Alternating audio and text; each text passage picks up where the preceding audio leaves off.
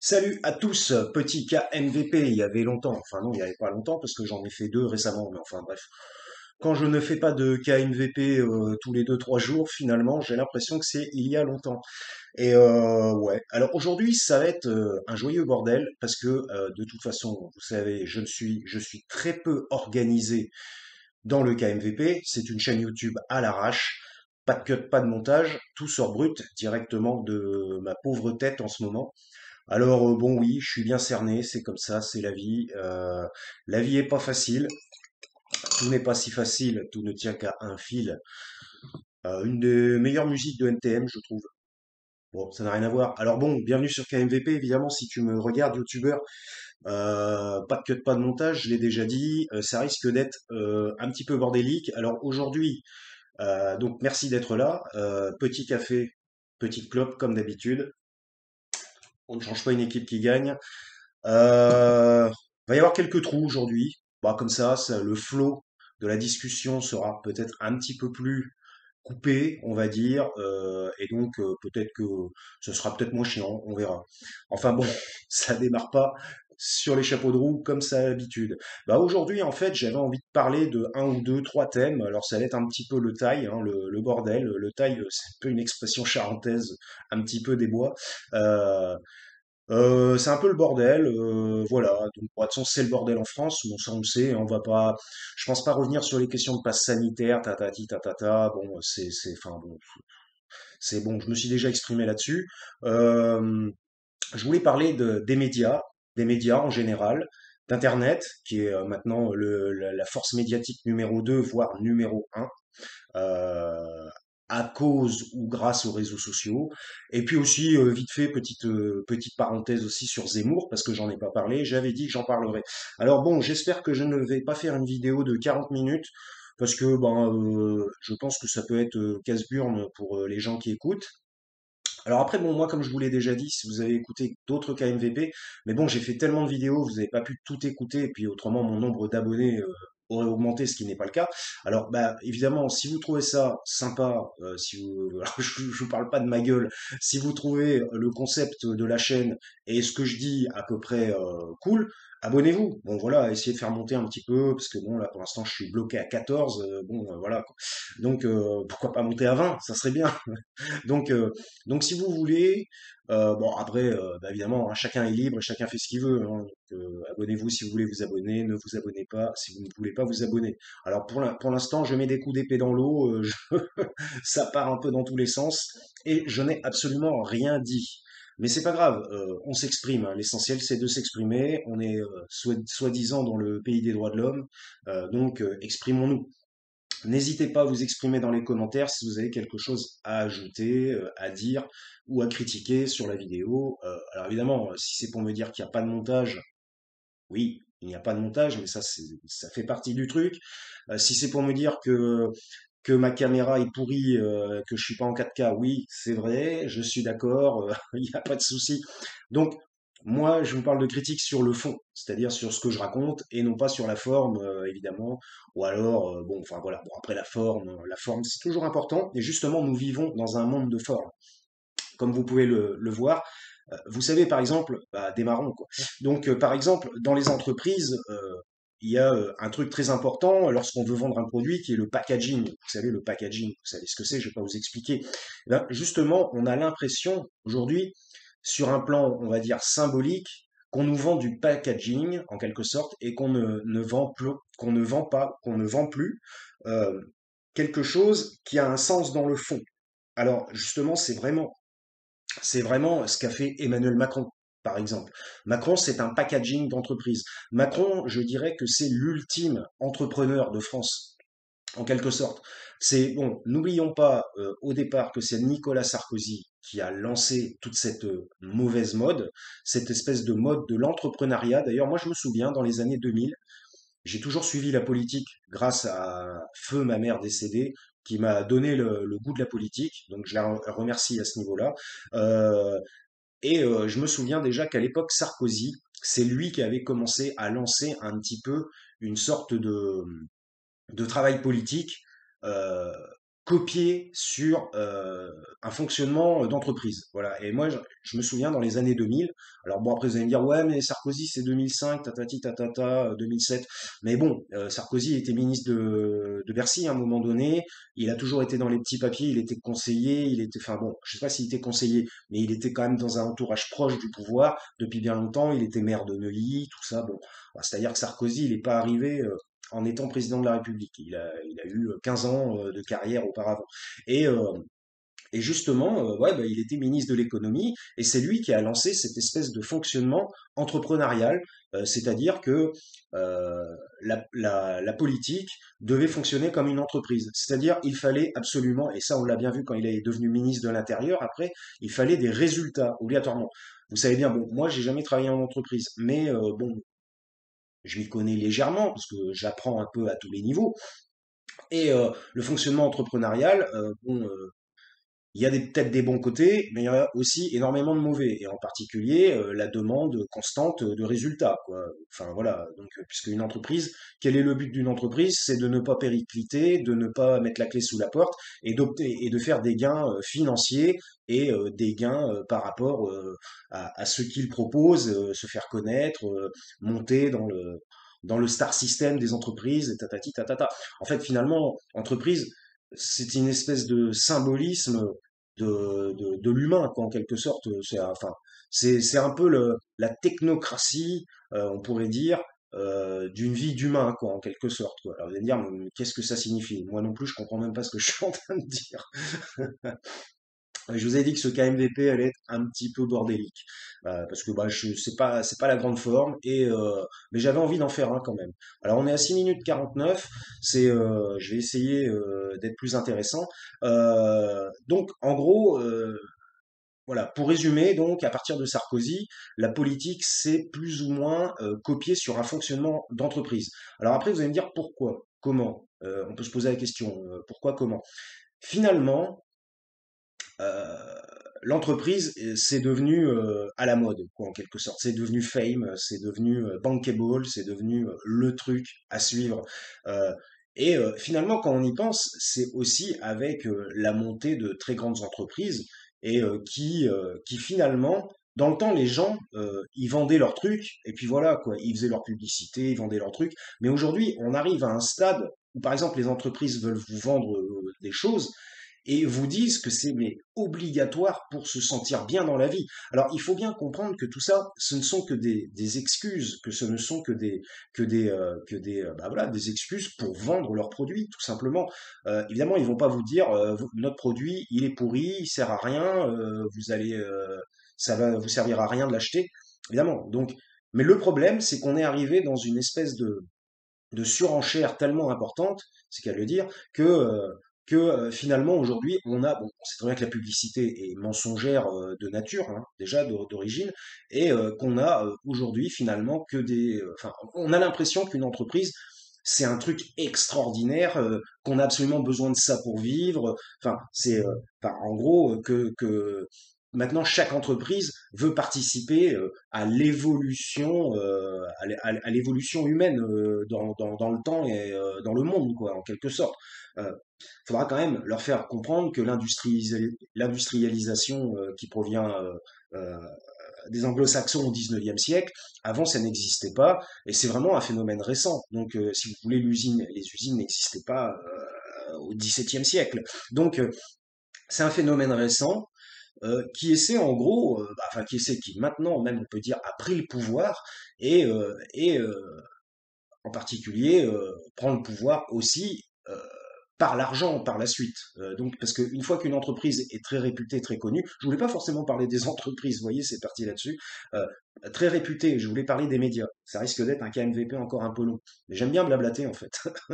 donc, euh, donc à partir du moment où l'entreprise, en quelque sorte, euh, bon, en fait, bon, pour résumer, parce que j'arrive pas trop à développer, pour résumer, les entreprises vendraient leur âme au diable, raconteraient n'importe quoi tout simplement pour devenir ultra big, ultra gros, se faire connaître, se faire aimer par le monde entier. euh, voilà. Et en gros, essayer de démontrer aux gens qu'ils sont une nécessité pour la vie de chacun. Voilà, bon, en quelque sorte. Quoi qu'ils vendent, hein, voilà, évidemment, par exemple, on a Internet.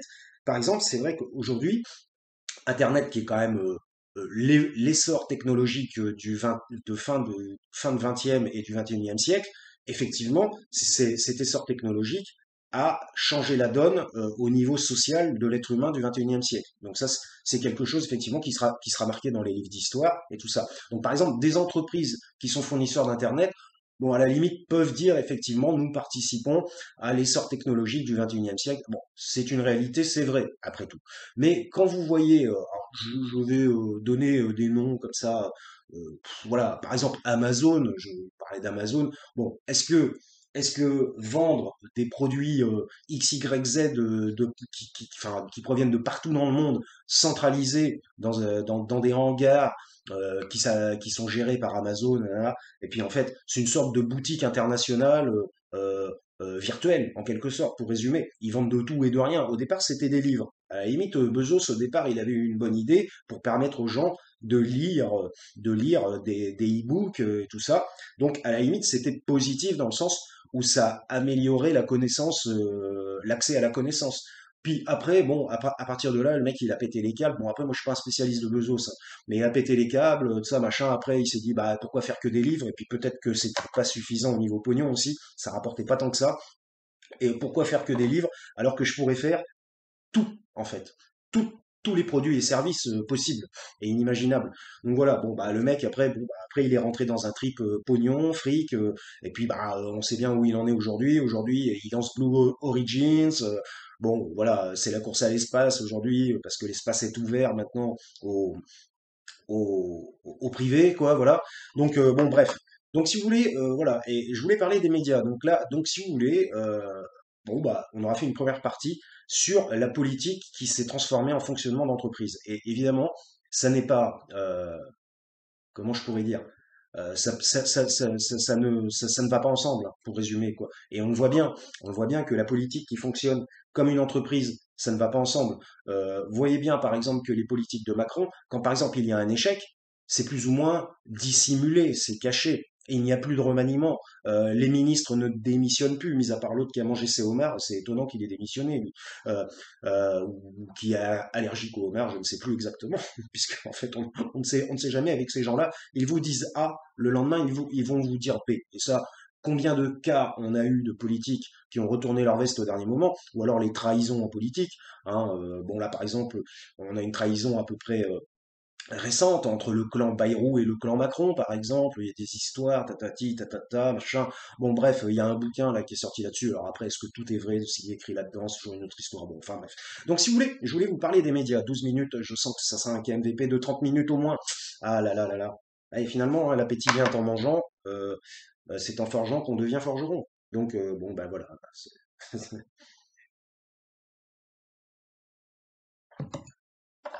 Donc si vous voulez, ouais, bah ça sera un KMVP long, hein, c'est pas grave. Donc si vous voulez, on y est habitué. Donc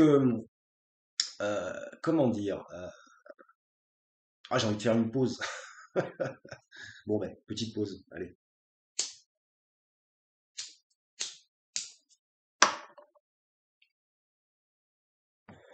Voilà. Je ne regarde pas la caméra parce que bon, est-ce que c'est important que vous me voyez de face tout le temps? Je ne suis pas sûr. Donc et puis bon, comme je vous l'ai déjà dit dans le KMVP, hein, tout est brut, tout est authentique. Voilà. Donc je suis bien un personnage qui parle dans sa chambre, qui enregistre une vidéo grâce aux nouvelles technologies et qui va ensuite la poster sur ma chaîne YouTube et qui va tenter de la poster sur les réseaux sociaux, enfin les réseaux sociaux. Moi, je ne suis que sur Twitter à KMVP. Je n'ai même pas monté de page Facebook, ce qui pourrait même être, ouais, peut-être que je le fasse, mais en fait, ça me fatigue. Euh, donc je n'ai que Twitter, donc n'hésitez pas à me suivre sur Twitter, hein, aussi, hein, voilà, hein, Twitter, je suis vraiment monsieur tout le monde, hein, je fais pas du KMVP sur Twitter constamment, loin de là. Alors pour me suivre, c'est à vous Karim, ou alors vous cherchez Karim Michel vous parle, voilà. Donc si vous voulez, au niveau des médias, on a quoi? Il est 14h36, bon, ça sera au moins une 30 minutes. Euh, Au niveau des médias, bah, ce que je voulais dire en fait, qui était le thème, puis il y a Zemmour aussi. Mais Zemmour finalement est complètement corroboré avec le thème des médias. Donc si vous voulez, au niveau des médias, on a quand même, depuis les années 80, depuis l'installation de la télévision dans les foyers de manière automatique, que tout le monde ait des télés, à partir de la télé, avant, il y avait le cinéma, mais c'est un peu différent. Donc, on va enlever le cinéma. J'en ai déjà parlé dans une ou deux vidéos. Depuis la télé. Donc, les années 80. Bon, là, vous allez me dire, la télé, ça existe depuis les années 50, mais depuis qu'ils soient mis au point, tatati, que ça soit organisé, tout ça, machin. Allez, 70, 80. Puis moi aussi, j'étais pas là avant, je peux pas vraiment dire ce qui se passait avant. Donc, on va dire, en gros, à partir des années 80, on a une médiatisation de tous les phénomènes, qui existent ou qui n'existent même pas d'ailleurs aussi, euh, et qui a influencé grandement les gens sur la planète entière. Voilà. Alors après, bon, bah, dans tous les pays, ils ont des télés différentes. Hein, ce ne sera pas les mêmes programmes qui passeront. Mais néanmoins, à partir du moment où vous avez un programme qui est produit par un écran et que vous le regardez, vous pouvez vous faire influencer. Voilà. Donc moi, c'est pour ça que je vous dis toujours, à travers KMVP, pensez par vous-même. Si vous n'êtes pas d'accord avec moi, c'est votre droit. C'est ça la démocratie. Donc pensez par vous-même. Après, si vous êtes d'accord, eh ben c'est bien. Eh bien, on est d'accord et l'union fait la force, comme on dit. Donc, si vous voulez, la médiatisation à outrance à travers le poste télévisuel et aujourd'hui Internet, qui est maintenant le second média ou même le premier, on ne sait pas trop. On va dire que les médias sont quasiment à égalité et se font une forme de guéguerre a malheureusement un peu vrillé les esprits, hein, pour résumer, a un petit peu vrillé les esprits, dans le sens où des gens qui ne savaient pas trop à quoi se rattacher au niveau psychologique, quoi, bah, se laissent influencer à partir du moment où on est plus ou moins neutre sur un sujet, eh ben, et qu'on n'a pas de connaissances, et puis qu'on n'a pas son idée personnelle euh, préconçue sur le sujet ou conçue sur le sujet, à partir euh, de base réelle ou de base irréelle, hein, ça dépend, hein, parce que parfois il y a des croyances aussi qui sont basées sur de l'irréel, hein, enfin, ça n'est pas prouvable, euh, eh bien, on se laisse influencer. Et l'influence par l'écran, c'est quelque chose, c'est une réalité. Donc, en fait, aujourd'hui, la politique est complètement gangrénée, on peut le dire, et là, justement, on va en arriver à Zemmour, la politique est complètement gangrénée. Alors après, je vais parler plutôt de la France, je ne sais pas comment ça se passe dans les autres pays, mais bon, dans tous les pays occidentaux, c'est à peu près la même chose. La, la, la pensée des gens, tout simplement, est gangrénée, on pourrait dire, bon, gangrénée, c'est pas très positif, mais on va dire influencée par les médias. C'est évident. Tout le monde n'a pas une pensée arrêtée sur toutes les choses, n'a pas une pensée personnelle sur toutes les choses. Moi, j'essaie de me forcer à avoir mon avis personnel sur tout. Voilà, sur tout.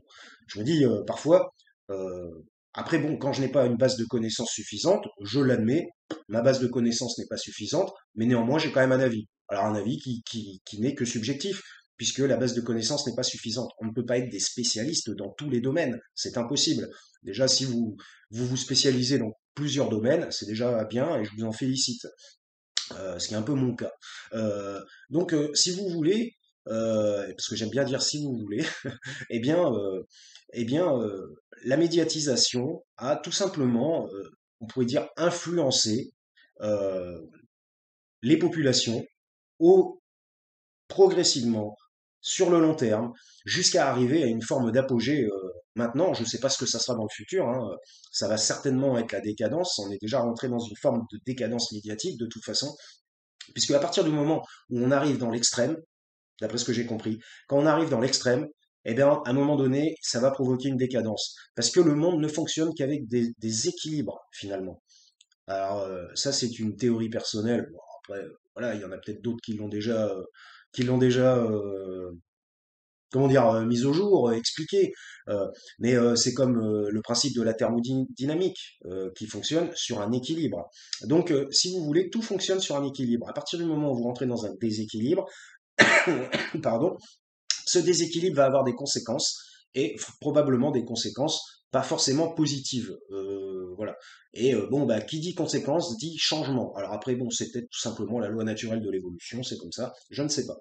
Si vous voulez, les médiatisations a un petit peu trop utilisé euh, le, le- la fascination des gens pour la télévision ou les médias et, euh, a tout simplement influencé la population. Voilà. Donc l'ultramédiatisation, par exemple, j'ai donné l'exemple de Macron, qui selon moi a eu la chance, enfin la chance ou pas, s'est fait élire grâce au reportage qui était passé sur France 3, je sais pas, pas longtemps avant. Même moi, je me souviens, je l'avais trouvé sympathique. Je m'étais dit, je ne sais pas qui est. En fait, ce mec n'était pas assez connu, pour tout vous dire. Il n'était pas assez connu, on savait pas trop ce qu'il valait, ce qu'il voulait faire et tout ça. Et il a eu ce fameux reportage qui était passé sur plusieurs chaînes et beaucoup de monde l'avait regardé. Et puis bah quand on voyait qu'il était sympa avec sa femme, qu'il était sympa avec les gens, qu'il faisait des sourires à tout le monde, qui parfois il réagissait comme un être humain simple, en quelque sorte, qu'il était très humain. C'est ça en fait le truc. Et ça lui a donné une sorte de d'aura humaniste en quelque sorte, de Monsieur Tout le Monde. Les gens se sont identifiés parce qu'en fait c'est ça qui se passe. À partir du moment où vous regardez un écran et vous regardez une personne qui s'exprime, comme moi par exemple, vous pouvez avoir une forme d'identification. Et ça, c'est naturel. C'est un phénomène psychologique humain qui est tout à fait naturel. Donc, si vous voulez, l'identification, les premières identifications, par exemple, sont aux parents quand on est petit enfant, ou alors à ceux qui nous gardent, si c'est pas les parents qui nous gardent. Mais voilà, les identifications sont utilisées dans la construction de la psychologie, en fait, de la personne. C'est ça qui va former des traits de caractère et de personnalité. Alors pas uniquement, il y a plein d'autres choses, il y a les expériences, un machin, mais c'était pas pour parler de ça que je faisais ce KMVP. Donc si vous voulez, euh, l'influence des médias est quand même à ne pas prendre à la légère. Et quand je dis des médias, c'est pas forcément des chaînes d'infos comme BFM ou CNews qui, bon, bah, voilà, hein, on va pas revenir là-dessus, hein, mais en fait tout type d'influence qui qui présente, en fait, pourquoi les hommes politiques sont de plus en plus sur les plateaux télé. Moi, dans les années 80-90, vous aviez des émissions, droit de réponse, 7 sur 7 avec, je sais plus comment elle s'appelait, la femme Astroscan. Euh, vous aviez des émissions qui étaient spécialisées en politique. Et comme ces émissions étaient spécialisées en politique, bon, c'était peut-être un peu plus sérieux parce que c'était des gens qui organisaient cette émission, qui s'y connaissaient quand même un petit peu par rapport à la politique française. Aujourd'hui, on a des débats de Monsieur X, Madame Y, des gens qui viennent sur des plateaux télé et qui débattent à l'infini de ce que fait tel ou tel personnage politique. Voilà. Et on ne sait pas d'où ils sortent, on ne sait pas qui ils sont. En général, ce sont des députés. On n'a jamais vu autant de députés à la télévision aujourd'hui. Euh, en fait, c'est la foire. C'est la foire. La foire aux politiques. Ils viennent se vendre. Voyez, ils viennent se vendre et on rejoint le concept de fonctionnement d'entreprise. Ils viennent se vendre, ils viennent vendre leur programme, enfin, qui souvent est relativement vide, ils viennent vendre leur projet, qui est, qui est personnel et qui finalement ne convient pas à tous, loin de là, ou alors est basé sur des estimations de perception de ce que les gens voudraient. Alors après, avec les sondages, alors c'est pareil, c'est encore Sarkozy qui commandait des sondages pour que ça aille dans son sens. Quand un sondage n'allait pas dans son sens, il ne sortait pas. Quand un sondage allait dans son sens, il sortait. Généralement, vous savez aussi qu'en statistique, vous pouvez orienter les sondages. Déjà, tout dépend à quelle tranche de population vous allez proposer le sondage. Bon, enfin bref, on va pas venir là-dedans. Bon, moi, je suis pas un spécialiste, mais j'ai étudié ça vite fait un petit peu en psycho, les statistiques, les sondages, voilà, bon, j'ai des bases, on va dire. Donc voilà. Donc si vous voulez, déjà parce qu'on appelle les gens une cohorte en sondage, et ça dépend à quelle cohorte on va proposer. Si vous proposez une cohorte de gauche, un sondage sur l'efficacité d'Emmanuel Macron, vous allez avoir un, un, un niveau très bas. Putain, je trouve pas, plus c'est facile, moi je trouve, un niveau très bas, mais vous avez compris, de gens qui soutiennent son action. Si vous faites un sondage avec une cohorte de gens qui sont plutôt de droite ou macronistes, forcément vous allez avoir un pourcentage d'accord qui sera beaucoup plus supérieur. Donc vous voyez, n'importe quel sondage peut être finalement orienté. On va pas dire que c'est truqué, mais on pourrait dire que ouais, limite, mais orienté. Donc les sondages, franchement, il faudrait vraiment étudier quel type de sondage, auprès de quelle population, qui l'a fait, est-ce qu'il y a des appointances, des connivences entre l'homme politique et le directeur du bordel de sondage. Vous voyez, c'est compliqué. Et est-ce qu'on a le temps de faire ça toute la journée? Je pense que les gens, ils ont envie de vivre, surtout ceux qui sont au boulot. Ils sont au boulot, ils sortent du boulot, ils rentrent chez eux. Est-ce qu'ils ont envie d'aller étudier une cohorte de sondage pour savoir si le sondage est vrai ou faux? Bon, voilà. heureusement, à la limite, je veux dire qu'il y a des gens qui s'intéressent à ça et qui finalement, bah voilà, un peu des journalistes ou des choses comme ça, ou des gens qui font des études sur les fonctionnements sociaux, d'ailleurs, voilà. Et donc, heureusement qu'il y a des gens qui s'intéressent à ça pour qu'on y comprenne un peu mieux quelque chose. Donc, si vous voulez, les médias, on va arriver à 30 minutes. Donc, si vous voulez, les médias, euh, franchement, phagocytent, voilà, on pourrait le dire, phagocytent complètement l'opinion publique. Et aujourd'hui, non seulement vous avez le média télévisé qui a augmenté vraiment de façon exponentielle le blabla de politique à la télévision, qui ne sont plus dans des émissions spécialisées, qui sont dans ils viennent carrément sur les plateaux et puis ils blablatent, voilà. C'est à l'arrache, quoi. Donc, en gros, il n'y a pas de cadre en quelque sorte, il n'y a pas de filtre, il n'y a rien. Et donc, bah, ils peuvent sortir toutes leurs conneries, tout simplement pour essayer d'aller récupérer des voix. Parce que quel est le but d'un politicien si ça n'est pas faire des voix pour être élu? Souvent, ils vont dire ils veulent, pardon pour le petit rot, ils veulent dire qu'ils veulent être élus pour le bien de la population. Mais on voit bien quand même que si vous réfléchissez quand même sur la personnalité des gens, on voit que ce sont des gens qui ont les dents longues. On voit souvent que ce sont des gens qui pensent à leur propre hégémonie, en quelque sorte, et qui finalement, euh, l'intérêt du peuple, c'est quand même un peu subsidiaire. Voilà. Finalement, je dirais qu'ils ne sont pas à la hauteur de la fonction, en quelque sorte. Parce que si on avait quelqu'un à la hauteur de la fonction, il se ferait passer après l'intérêt des autres. Voilà. Ça, voilà. Et c'est relativement rare. De toute façon, en politique, avant d'arriver à la fonction présidentielle, à part Macron, qui allait très rapidement parce qu'il a eu des énormes soutiens, hein, vous le savez très bien, Attali, Alain Minc, et, euh, et d'autres, Hollande aussi. Bon, à part Macron, je veux dire, avant de devenir président de la République, il faut faire quand même pas mal de ronds de bras et de ronds de jambes pendant des années et des années, et puis gravir les échelons, c'est très rare d'arriver président comme ça du jour au lendemain. Vous voyez par exemple Mélenchon, ça fait déjà 25 ans qu'il y est, 30 ans qu'il fait que ça. Le Pen, pareil, et encore, il y avait le père avant. Bref, on va dire que c'est bizarre, c'est une fonction qui est hautement gardée, la fonction présidentielle, c'est-à-dire que finalement, si moi, par exemple, je voulais devenir président, j'ai déjà réfléchi, figurez-vous. Euh, eh bien, si moi je voulais devenir président, bah, en gros, même si je mettais mais toutes les forces possibles pour essayer de le devenir et que mon programme est complètement accepté, je dis n'importe quoi, par 70% des Français, par exemple, ou 80%, il y a toujours des mécontents, il y a toujours des gens qui vont dire non, ça machin, ça c'est obligatoire, vous n'aurez jamais 100%. Donc, mais admettons, je dis n'importe quoi, eh bien, je pourrais même pas le devenir. Parce qu'en fait, il y a les histoires qu'il faut choper des comment dire, des trucs chez les maires. Faut avoir 500 signatures, je sais pas quoi. Il faut être quand même connu. Vous pouvez pas, si vous êtes un total inconnu, obtenir le soutien parce que quand vous voulez accéder à la fonction présidentielle, il faut obtenir un soutien énorme d'une certaine partie des gens. Bon, bah voilà, c'est très difficile. Donc finalement, quand on dit que la fonction présidentielle est ouverte à tous, à tout le Pékin, tout le Pékin moyen du peuple, bon, enfin, c'est complètement faux.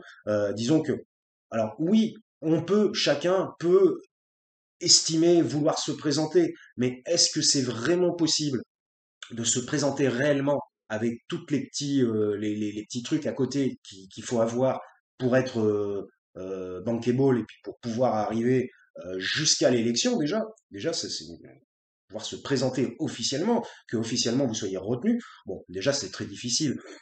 Donc ben voilà. Donc c'était pour dire parce que j'ai pas vraiment énormément parlé de la médiatisation. Donc aujourd'hui les réseaux sociaux sont utilisés en masse par les politiques et alors quand ça va dans leur sens, eh ben ils partagent et quand ça va pas dans leur sens, alors là maintenant on est carrément en France, c'est du conspirationnisme. À partir du moment où on ne va pas dans le sens des politiciens, on est dans le conspirationnisme. Si quelqu'un refuse le vaccin, c'est un conspirationniste. Alors, on est arrivé, parce que justement, vous voyez, c'est l'utilisation des médias qui amène à ça. Voilà. Parce que s'il n'y avait pas de médias, s'ils pouvaient s'exprimer que dans les années 80, dans 2 émissions de télé par mois, est-ce que vous pensez qu'ils auraient le temps d'aller se faire chier à dire que les gens qui disent que ce que c'est, ils disent que c'est faux et que c'est du conspirationnisme. Non, parce que justement, ils auraient un temps réduit euh, de tchatch, de blabla, d'explication, et donc ils iraient sur les programmes très importants de leur programme politique. Ils iraient pas. Aujourd'hui, on a Chiappa qui vient. Enfin, heureusement, on la voit de moins en moins. Elle. On a Chiappa qui vient discuter sur limite ce que vous mangez à la cantine. Enfin, c'est ça, quoi. Enfin, ce que vous portez comme pantalon. Est-ce que les femmes portent des pantalons taille basse? Je sais pas quoi. Je dis n'importe quoi. Bon, voilà. Mais j'ai envie de dire, mais qu'est-ce qu'on en a à foutre? Mais franchement, mais putain, mais qu'est-ce qu'on en a à foutre? Est-ce que c'est ça qui va améliorer la politique française et améliorer le sort des gens?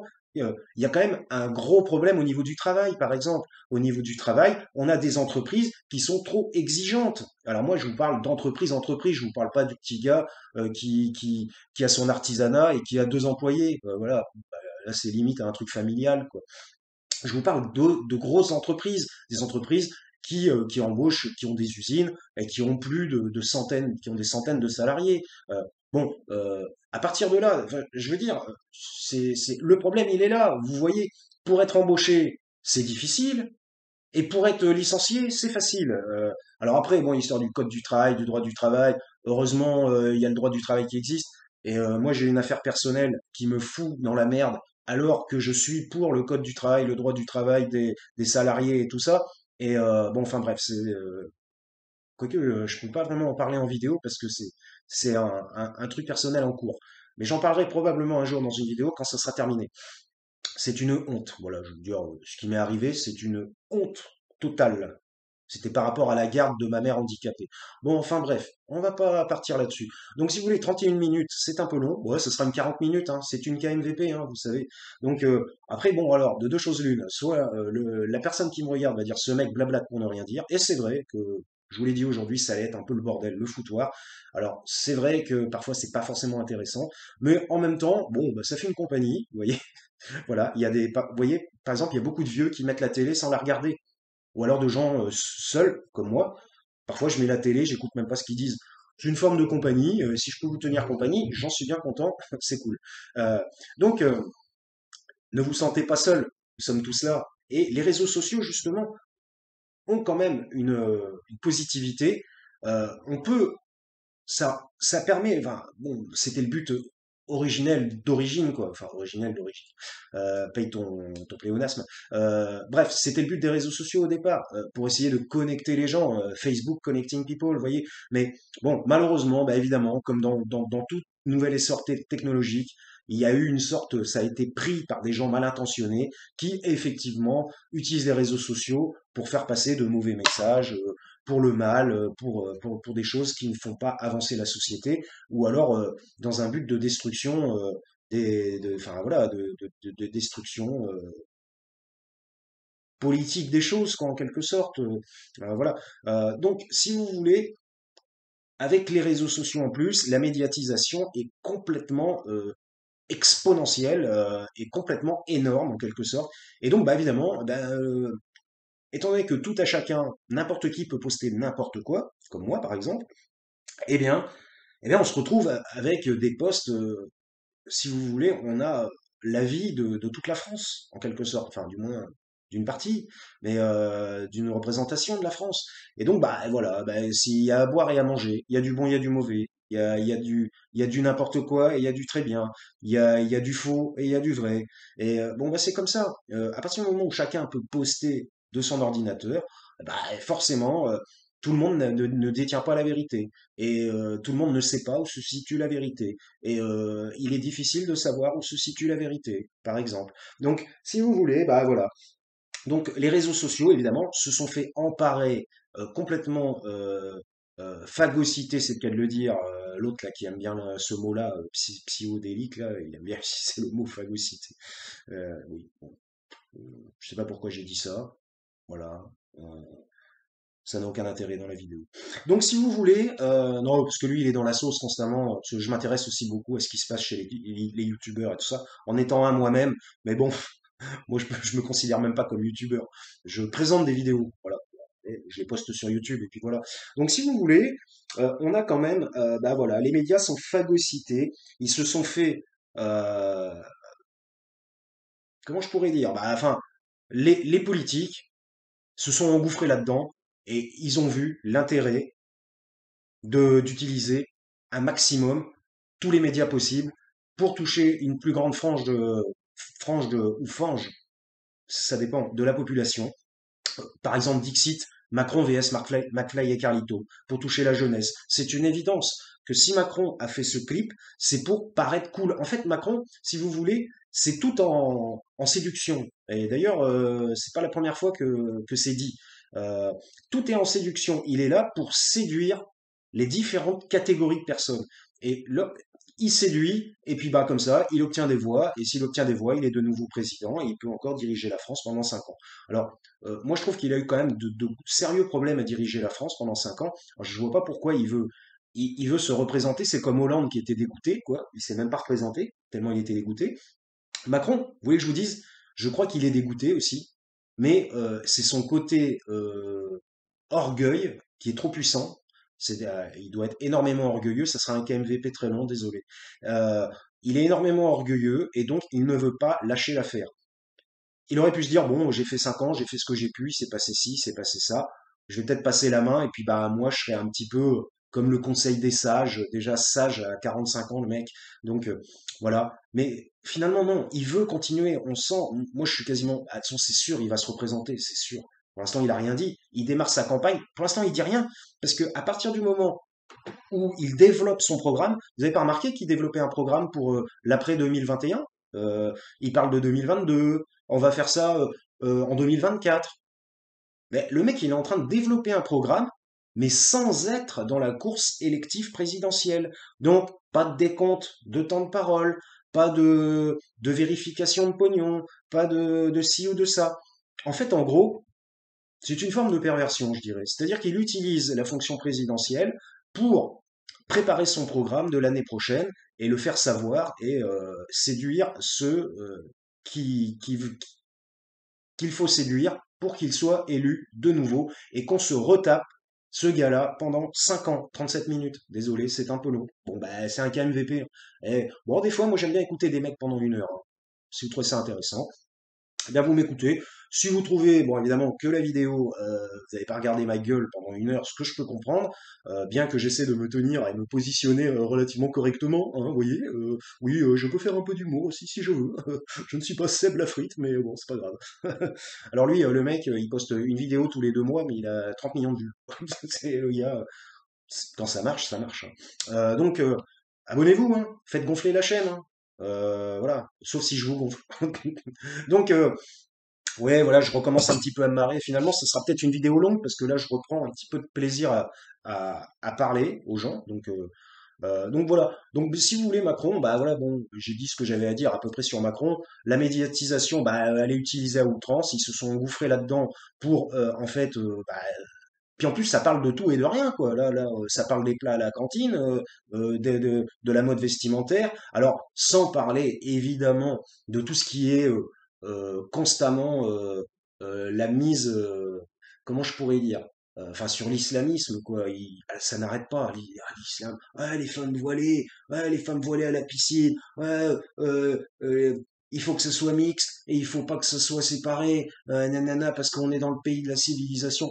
Putain, mais j'ai envie de dire, mais ils font ce qu'ils veulent, sans déconner. Alors après, je comprends que dans un endroit public, euh, bon bah voilà, bon, alors, et même, moi je vais vous dire, je tiendrai une piscine, mais j'en aurais rien à foutre qu'une meuf me dise, ah écoutez monsieur, moi je peux pas faire ça parce que j'ai pas le droit de le faire avec les hommes et tout ça. Est-ce que vous pourriez, en gros, peut-être m'aider un petit peu pour voilà que j'arrive quand même à aller à la piscine.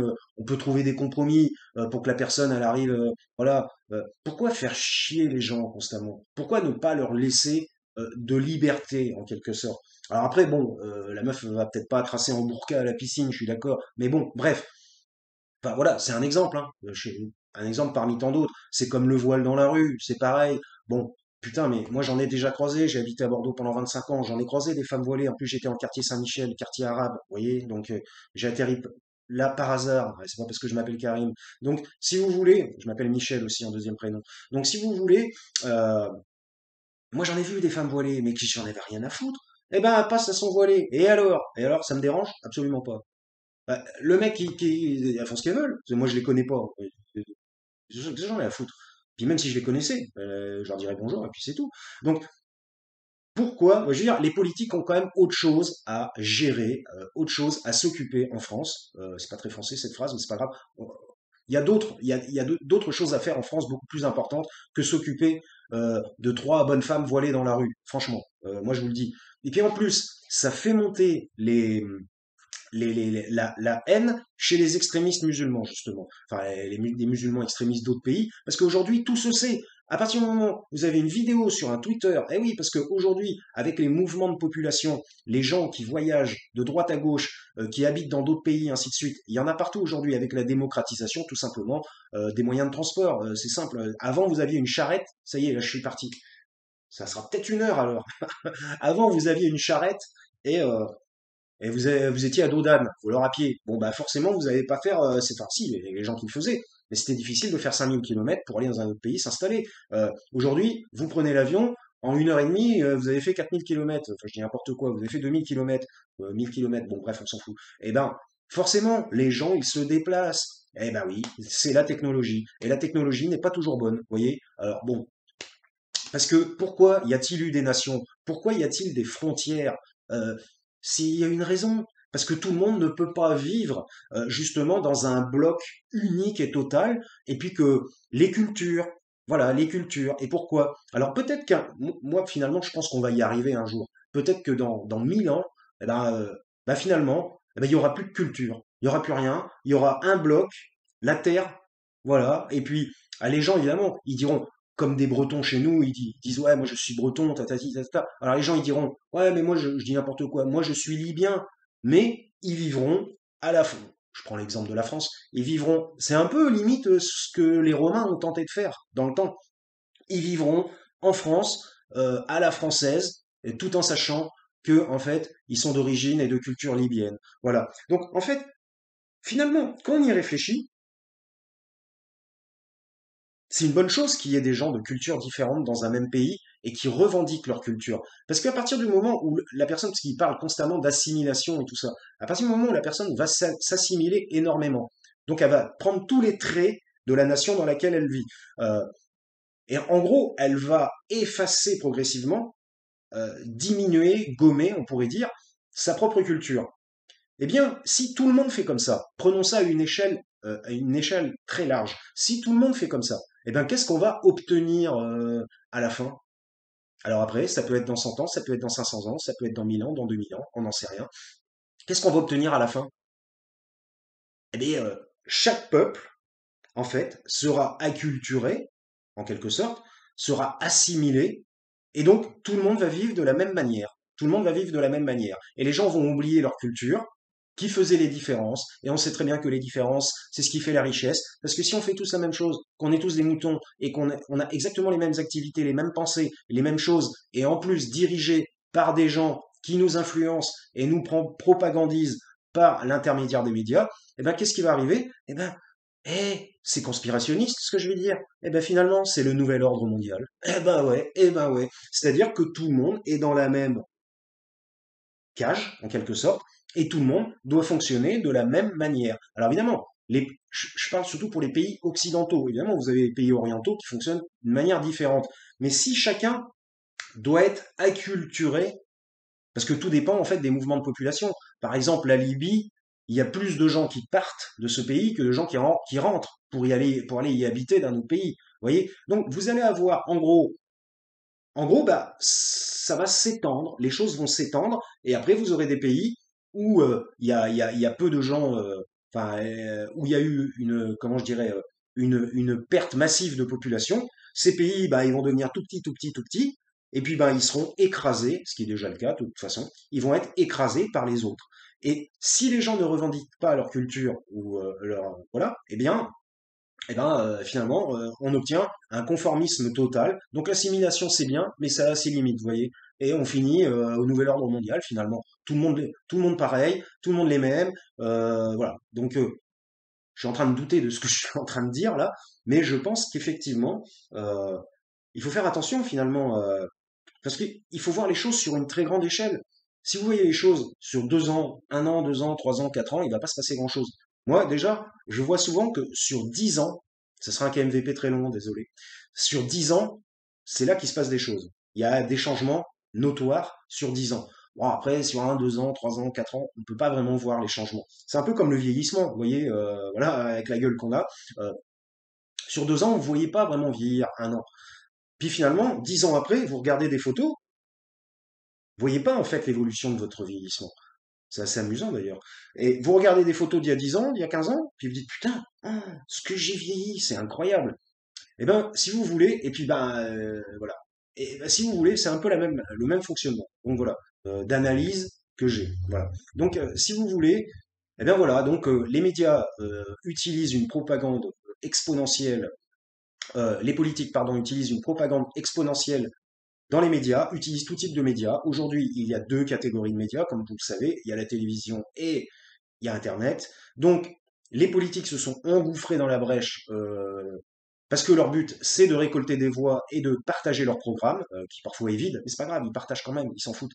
Ils partagent même quelque chose qui est inintéressant et vide. Voilà, peut-être comme ma vidéo, je n'en sais rien. Donc, mais je partage aussi. Donc, voilà, vous voyez. Donc, mais moi, ça part d'un bon sentiment. Qu'est-ce que je retire? Enfin, mis à part que j'aime bien m'exprimer et que finalement, ça me fait un peu kiffer de m'exprimer publiquement via une vidéo. Mais moi, qu'est-ce que j'en retire? Déjà, je suis pas monétisé. Voilà, il y a peu de gens qui regardent mes vidéos. Personne ne met de commentaires. Bon, enfin bref, moi j'en retire quoi personnellement? Pas grand-chose. Mais eux, ils vont en retirer quoi de leur expression dans les médias? Ils vont en retirer des voix et ils vont en retirer, eh ben, un bonus pour leur carrière politique. Et qui dit bonus pour leur carrière politique, comme on dit, ils se mettent bien au calme, quoi. Et frérot, donc voilà, ils se mettent bien, ils se mettent tranquilles. Et se mettre bien, eh ben, c'est aussi, c'est aussi se faire du pognon, c'est gagner de l'argent. Donc si vous voulez, il y a tellement de choses qui sont intriquées les unes dans les autres, c'est-à-dire entre la carrière personnelle, professionnelle, le désir de séduire les foules, enfin, là je parle pour les hommes politiques, et puis finalement quand on y réfléchit pour les entreprises c'est la même chose. À partir du moment où une entreprise séduit énormément, qu'est-ce qui se passe? Elle est bien vue et elle fait des plus-values et elle rentre du pognon. Et par contre, si vous voyez pas un paradoxe, plus une entreprise va rentrer de pognon et plus elle va faire des plans de licenciement. Donc là, et plus il y aura de plans de licenciement qui seront faits à l'arrache et à la va-vite. En gros, on a l'impression que bah, finalement ils sont déconnectés, et ils se pensent supérieurs en quelque sorte, et ils se disent, alors là, on rentre encore dans un autre biais, un autre problème. Finalement, ces gens-là se sentent supérieurs, et puis bah, quand on se sent supérieur par rapport à une autre personne humaine, eh ben ça amène à quoi? On en arrive à quoi? Eh ben on en arrive au racisme. Voilà, tout simplement. Pourquoi? Pourquoi les blacks ont été, pardon, pourquoi les blacks ont été esclavagisés au départ? Parce que c'était une population qui était jugée non civilisée, qui n'avait pas atteint, selon les premiers colons, un niveau de développement suffisant, et donc il fallait leur apporter la science et la civilisation, mais évidemment sans leur donner tous les moyens d'obtenir des gains comme les gens du pays même, quoi, enfin comme les gens qui les colonisaient. Donc ils étaient mis en dessous. D'ailleurs, vous savez, il y a une insulte. Il y a des insultes des insultes où ils disent sous-race. Voilà, c'est une insulte de merde. C'est nul à chier, c'est tout pourri. Il y a vraiment que des connards pour utiliser une insulte pareille, réelle. Si tu dis ça pour rigoler à ton pote, ouais, t'es une sourasse, toi. Mais ça, c'est pour rigoler, on a compris. Mais quand il y a des gens qui mettent sur Twitter, ouais, mais eux, c'est des sourasses, bon, bah d'ailleurs, c'est des insultes de type raciste. Et normalement, ça peut être c'est notifié, quoi, à Twitter. Bon, enfin bref. Donc on en arrive au racisme à la fin. Pourquoi? Parce qu'il y a des gens qui ont l'orgueil de se croire beaucoup plus puissants, beaucoup plus forts que d'autres. Voilà. À partir du moment où ils se croient plus forts, et non pas se croivent, comme on entend et on lit souvent, à partir du moment où ils se croient plus forts, eh bien, ça crée une sorte de dichotomie dans les positions hiérarchiques humaines. Et on en arrive où? On en arrive au racisme, on en arrive à la discrimination et on en arrive à recréer des castes, tout simplement. Donc finalement, c'est une forme de régression, c'est une forme de retour à la seigneurie, à la royauté, ou alors aux castes comme en Inde. Bon, après, moi, je dis pas qu'ils sont forcément en régression en Inde. Ils ont toujours eu des castes. C'est différent. L'Inde, bon, moi, je suis jamais allé, je me suis jamais vraiment intéressé à l'Inde. Je suis pas en train de critiquer l'Inde. L'Inde a son fonctionnement propre avec les choses positives et les choses négatives. Bon, après, je m'y connais pas trop, hein. Donc voilà. Donc voilà. Donc si vous voulez, voilà, 49 secondes 53, 49 minutes, pardon, ce seconde, ça serait bien. 50 minutes, et ben voilà, c'était un KMVP relativement long. J'espère que ce que j'ai dit a peut-être pu vous faire vous entrevoir quelques chemins de compréhension, parce que mon but c'est ça. Alors après, moi je détiens pas la science infuse, hein, comme disait ma mère, mais il me semble que j'ai eu le temps de bien réfléchir, de bien analyser toutes les situations et les problèmes, et ayant une formation de psychologue, bon bah ça m'aide un petit peu, en particulier ayant étudié. Alors là, attention, il y en a qui vont crier, mais j'ai fait une vidéo là-dessus. Ayant étudié la psychanalyse, qui n'est pas de la grosse merde, il faut arrêter. Souvent, les gens qui critiquent la psychanalyse sont des gens qui ne l'ont pas lu déjà pour commencer, ou alors qui ont lu des tweets ou deux trois machins sur Internet. Ou souvent des gens qui critiquent. Alors, à partir du moment où quelqu'un vous dit quelque chose sur Internet, ou alors vous lisez quelque chose d'écrit, c'est pas forcément. Il y a une subjectivité dans ce qu'on dit, la subjectivité de l'humain. Tout n'est pas à prendre. Faites-vous votre propre avis. Lisez Freud, par exemple. Intéressez-vous à la psychanalyse et après vous direz ah non c'est pour moi c'est pas bon c'est pourri ou alors j'aime bien et puis voilà. Alors bon bref, donc j'ai fait une vidéo justement sur la guéguerre entre bon mais ça n'a rien à voir entre la neuropsychologie et la psychanalyse. Voilà. Vous pourrez aller voir la vidéo si ça vous intéresse. Donc 51 minutes, et ben voilà, bah, c'est une vidéo relativement longue et je n'ai même pas parlé d'Éric Zemmour. Incroyable. Ce que je vais faire, parce que bah on en est à 51 minutes, alors je pourrais couper et faire une seconde vidéo. Mais bon, au point où on en est là, 51 minutes, je pense que bah non, hein, on va continuer, hein, je fais une petite pause. Comme je vous l'ai déjà dit, vous n'êtes pas obligé de me mater.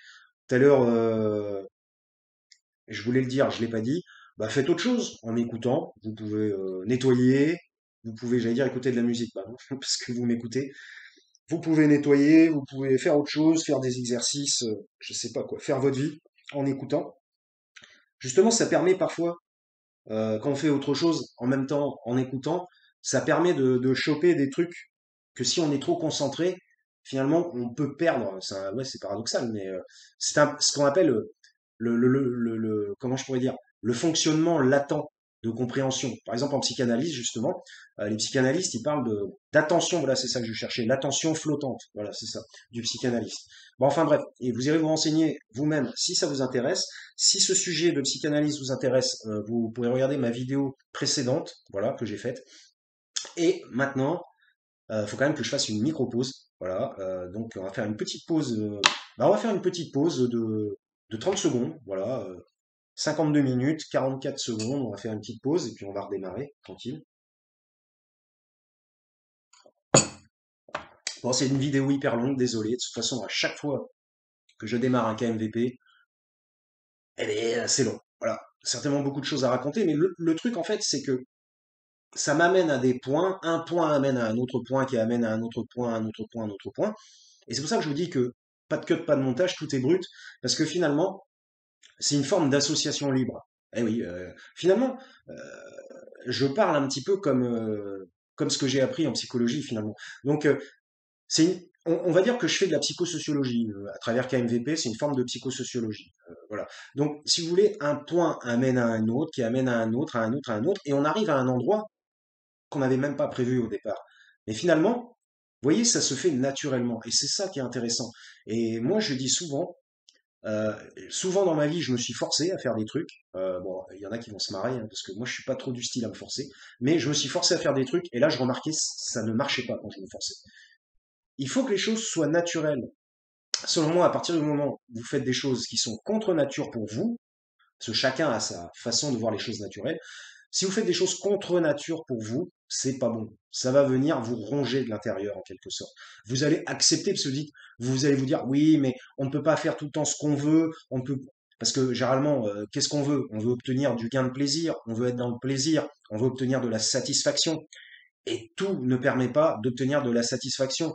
Et c'est comme si on avait besoin, mais ça c'est la société occidentale humaine, avait besoin de donner des coups de trick constamment, et comme si on se laissait aller, et qu'on est obligé de faire des choses à contre-cœur. Vous savez par exemple que 60% des gens environ, je donne un chiffre un peu aléatoire, mais c'est environ ça, une soixantaine de pourcents des gens n'aiment pas leur travail en France. Ils vont au boulot. Moi, j'en ai vu.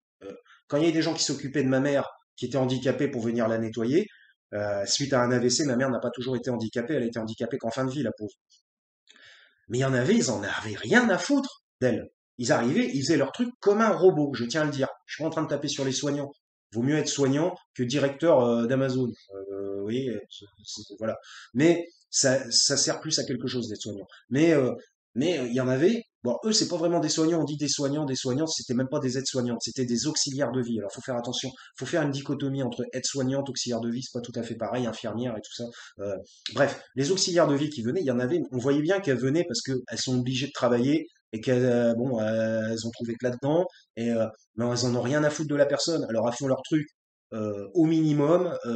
Elles essaient de faire à peu près correctement leur truc, mais elles en ont rien à foutre. Elles vont pas se poser la question qu'est-ce qui serait bien pour la personne, qu'est-ce que la personne va me demander. Elles font leurs actes automatiquement comme elles les ont appris, sans vraiment se soucier qui est en face d'elles. Et ça, je trouve ça un peu dommage, surtout qu'on travaille avec des gens, qu'on travaille avec l'humain. Il faut se soucier quel type de personne on a en face. Surtout quand on a une personne qui est ultra handicapée. C'est pas le cas de tous les vieux. Les trois quarts des vieux qui ont des problèmes de dépendance, c'est souvent lié à des Alzheimer. Donc, voilà, pas uniquement, mais lié à des Alzheimer, ou alors après à des problèmes physiologiques qui font que la personne n'arrive plus à se débrouiller par elle-même. Mais généralement, même les vieux qui sont ralentis, ils arrivent à se débrouiller par eux-mêmes. Donc voilà, bon, enfin bref. Ou alors avoir fait un AVC, se retrouver avec une hémiplégie, et là je peux vous dire, vous êtes gravement dans la merde, au sens propre comme au figuré, comme ça s'est passé pour ma mère. Et moi je l'ai aidé pendant 3 ans, d'accord. Bon voilà, je tiens juste à remettre ça directement.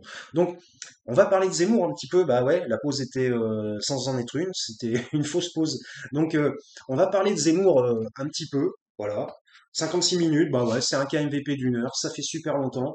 J'aurais parlé un petit peu des médias. Alors, ils vont me dire putain, mais il est chiant. Il dit on va parler de Zemmour. Il revient encore sur le truc. Ouais, je reconnais. Manque d'organisation. Je vous l'ai déjà dit. Donc, si vous voulez, on a parlé des médias, on a parlé d'Internet, du double média, de la propagande, de l'utilisation exponentielle dans un but de recherche du pouvoir des politiciens 2.0 21e siècle. Euh, Maintenant, voilà, bah, on a un petit peu, on a fait des digressions. Moi, le spécialiste de la digression, vous le savez très bien, on a fait des digressions qui nous ont amené à comprendre des concepts auxquels on n'était même pas encore préparé dans la vidéo, moi-même. Donc voilà. Et ben, on va terminer sur Zemmour. Alors, le cas Zemmour, 57 minutes. Bon, putain, j'espère que je vais pas faire 20 minutes sur lui.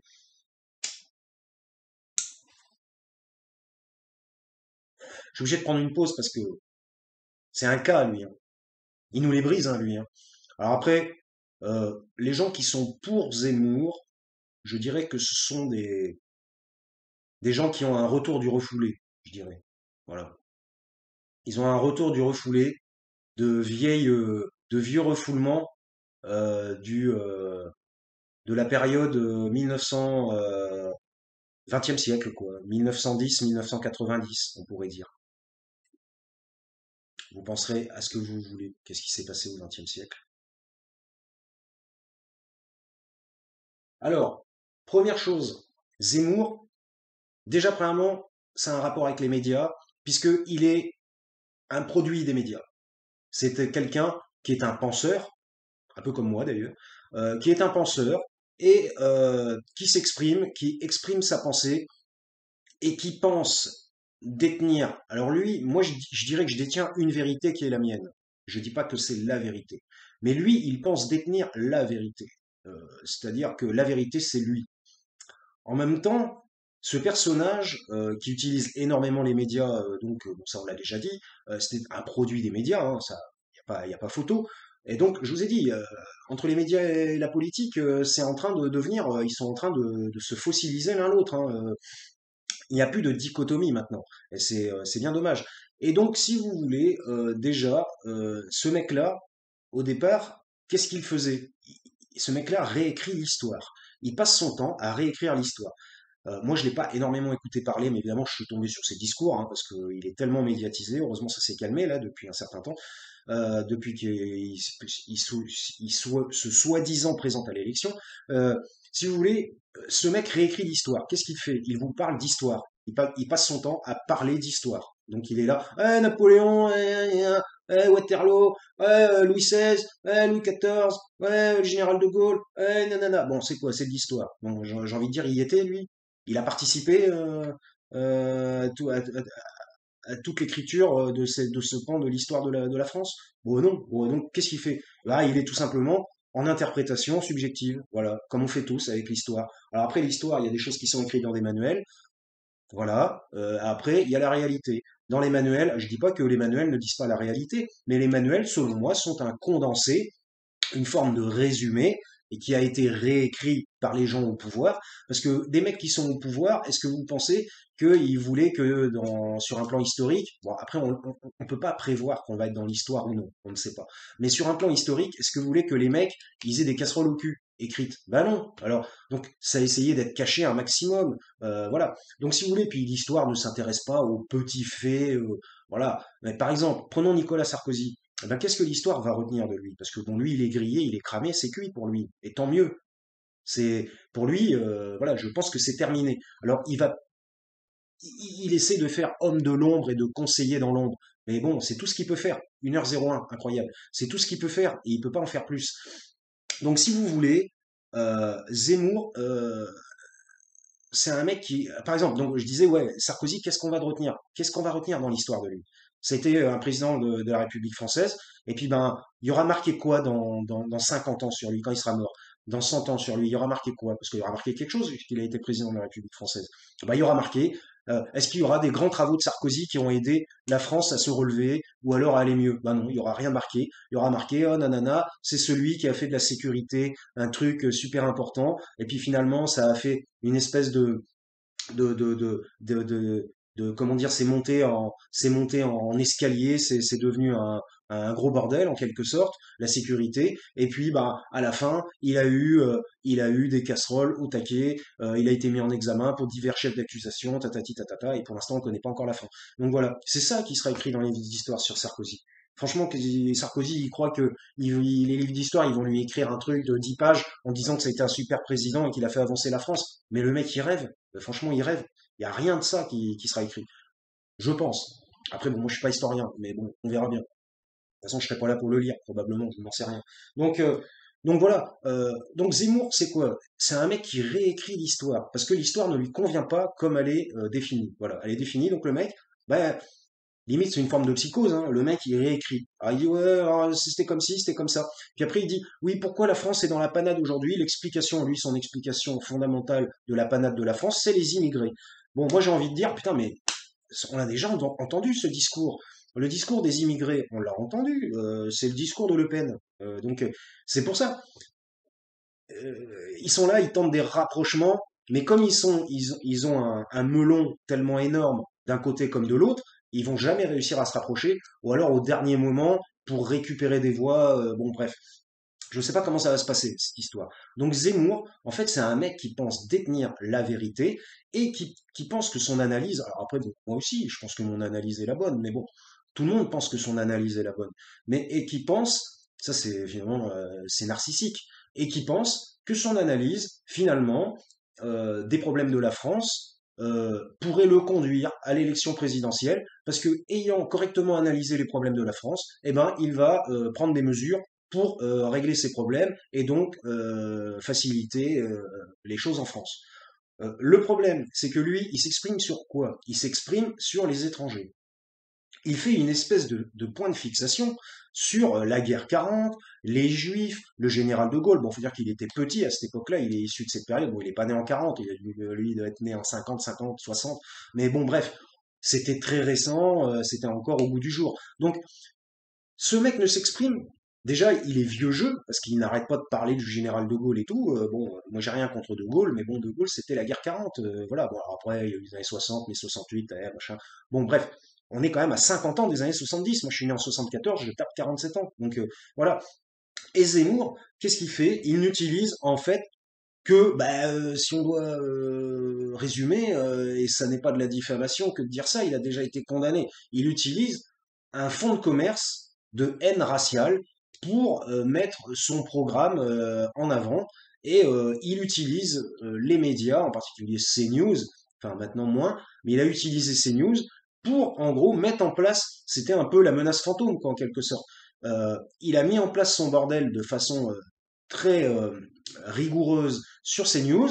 Et puis ben après, il s'est dit bah tiens finalement, alors évidemment il a trouvé un public parce qu'à partir du moment où vous êtes médiatisé, ultra médiatisé, vous trouverez toujours un public. Il y a des gens qui vont vous détester, il y a des gens qui vont vous adorer. C'est le problème de la médiatisation et de se lancer publiquement. Quand vous êtes dans votre propre entourage avec 10 personnes, eh ben sur 10 personnes, je dis n'importe quoi, vous en avez 2 qui vous aiment pas et 8 qui vous aiment bien, ou inversement. Bon voilà, ça reste circonscrit, et pas circoncis, circonscrit, eh bien voilà.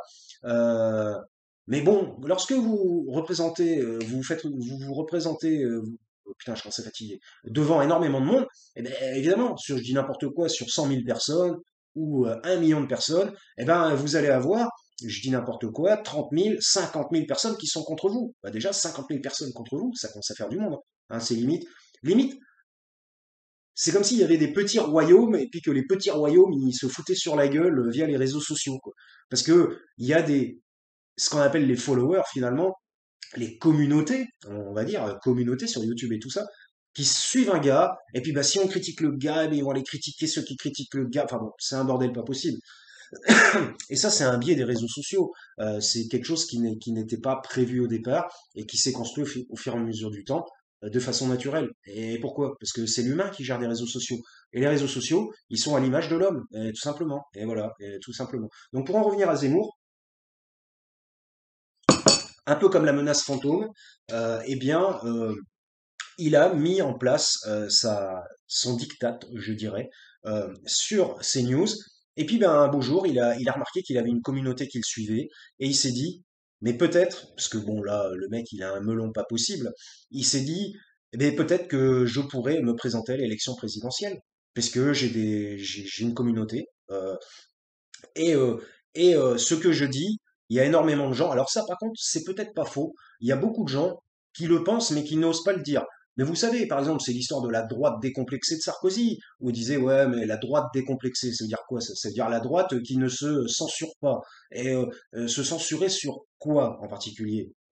Ben, en fait, c'est la droite qui ne veut pas dire des choses d'extrême droite. Voilà, c'est ça la censure. Et donc, quand il disait oui décomplexé, donc moins censuré, eh ben Zemmour finalement c'est un produit de cette époque-là, et lui c'est la droite décomplexée fois deux, donc au carré. Donc si vous voulez Zemmour, effectivement, il a été attaqué sur un point que je trouve assez vrai, c'est qu'il a peu de programmes. Qu'est-ce qu'il a comme programme à proposer en particulier pour, on va pas tout refaire, mais pour que ça aille mieux en France sur le plan économique, sur le plan social, sur le plan de la crise. D'ailleurs, est-ce qu'il s'est exprimé au niveau du coronavirus? Non, bon, il a juste dit ouais, le pass sanitaire, gna gna gna gna gna, je sais même pas ce qu'il a dit d'ailleurs.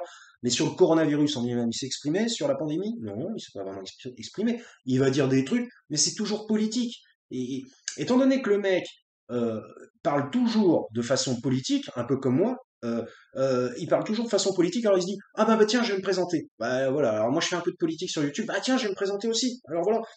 Mais pour tout vous dire, ça pourrait me plaire. Mais enfin bref, allez-y, envoyez-moi les signatures. Donc donc voilà. Donc si vous voulez Zemmour, en gros c'est la menace fantôme. Il s'est infiltré de manière subversive dans les médias. À partir du moment où il a remarqué qu'il avait une communauté et qu'il a vu que le ton se durcissait au niveau de la politique française depuis déjà une dizaine d'années, et que la question en particulier qui fâchait, c'était la question de l'islam, des musulmans, nanani nanana, et il en a fait son fonds de commerce. Et donc, finalement, c'est quand même un gars, si on devait le rapprocher d'un groupe politique, c'est évident, c'est le FN. Alors maintenant, ça s'appelle le RN, mais moi je l'appelle encore le FN. Voilà, donc il s'approche complètement du groupe politique RN. Et c'est pas pour rien que l'otage de Ménard a essayé d'aller le voir, parce qu'apparemment ils sont potes, pour qu'il se rapproche de Le Pen, ainsi de suite. Alors, qu'est-ce que ça va donner? Eh ben, suite au prochain numéro. Donc Zemmour, en gros, je dirais, c'est un peu, il fait un peu pchit en quelque sorte. C'est-à-dire, pour l'instant, il s'est même pas déclaré candidat encore, parce que il aime bien brouiller les pistes et ne pas donner ses obédiences directes. Donc, en gros, il y a une forme de perversion où encore on est dans quelqu'un qui cache ce qu'il vraiment veut faire. Donc, alors, malheureusement, il est, je dirais, victime de sa propre personnalité, parce qu'il est tellement orgueilleux pour développer ses points de vue politiques, en particulier sur les problématiques de l'immigration, que finalement, il déballe, il déballe, il déballe, et puis bah, qu'on comprend bien où il veut en venir quand même. Je veux dire, à partir du moment où on l'écoute un petit peu, on comprend bien où il veut en venir.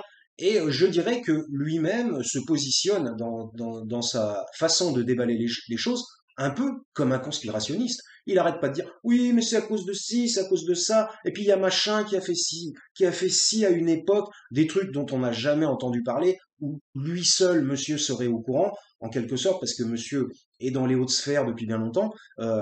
Et donc, il vous amène des arguments, je dirais, qui sont invérifiables, des arguments fumeux, et il les utilise pour construire un pseudo-programme politique complètement tourné vers le programme du FN, hein, finalement, et, euh, et aussi pour récupérer des voix, euh, ouais, pour récupérer des voix et essayer de se présenter. Voilà. Bon, il y a peu de chances que, bon, moi je pense, je sais pas trop, il va se présenter à un moment donné, mais il fera pas grand-chose. Il va pas faire beaucoup de, de pourcentage, je pense pas. Après on verra. Donc voilà, donc si vous voulez Zemmour, j'ai peut-être pas dit grand-chose, j'ai fait qu'une introduction peut-être, mais Zemmour, finalement, c'est une forme de, je sais pas quoi, voilà, c'est une forme d'imposture. Voilà, je dirais c'est une imposture de la politique. Et il fait le mec qui est sûr de lui, qui est à fond, tatati, tatata. Mais finalement, d'après ce qu'il nous présente, d'après les faits réels présentés par lui-même, eh bien, il n'y a pas grand-chose dans ce qu'il dit. Il s'enferme dans une pensée de haine contre l'immigration. Il montre du doigt, il est dans la discrimination, il est constamment en train de discriminer. Euh, il, il fait une forme de politique, enfin, c'est un discours, hein, je parle, il fait pas de politique, mais il a un discours politique de droite décomplexée, voilà. Et la droite décomplexée, c'est arrivé d'où encore? C'était encore le bon vieux Sarko qui a lancé ça. Bon, enfin bref. De toute façon, Sarkozy est à l'origine de beaucoup de troubles en France. C'est un des pires, j'ai déjà dit, hein, j'ai fait une vidéo sur lui déjà. C'est une catastrophe et je suis bien content qu'ils doivent un petit peu rendre des comptes, ou des contres, ce qu'il y a de dire, à la justice. Donc voilà, bah écoutez, je vous remercie d'avoir écouté KMVP, c'était un peu long, 1h12 en effet. Eh bien voilà, bah écoutez, regardez d'autres vidéos, moi je traite de tout type de sujet, hein. Bah évidemment c'est souvent très politique, mais je traite de tout type de sujet, et donc bah voilà, je pense qu'il y a forcément un petit truc à prendre, quand même par-ci par-là, qui peut vous intéresser. Bon, alors c'est pas aussi bien formaté qu'Hugo Décrypte, ça c'est sûr. Qui finalement au début j'aimais pas trop Hugo Décrypte, puis maintenant je regarde. De- c'est un bon résumé de l'actualité. C'est expliqué, il va à l'essentiel, pas comme moi. Il va à l'essentiel, c'est très bien expliqué, mais bon, lui après, il ne donne que les faits, il n'est pas dans l'analyse. Moi, je donne mon analyse personnelle par rapport à mon point de vue des choses. Euh, voilà, donc écoutez, 1h13, je pense que je peux couper la vidéo et aller la loader. Il y en a pour la journée, probablement j'en ai pour plusieurs heures. C'est pour ça que j'aime pas faire forcément des vidéos qui sont trop longues, même si moi j'aime bien m'exprimer pendant longtemps. Finalement, j'ai loupé une carrière de prof, ça doit être ça. Et toute ma famille était dans l'enseignement, j'ai pas voulu le faire. Donc je vous remercie d'avoir écouté KNVP. Si vous trouvez que c'est légèrement intéressant à des endroits, n'hésitez pas, le pouce bleu the Blue Thumb Up. Je sais pas comment ils disent en anglais, je crois que c'est Thumb Up. Ouais, voilà. Et bah voilà, portez-vous bien. Et puis à la prochaine pour un nouveau KMVP. Sur quoi? On verra bien.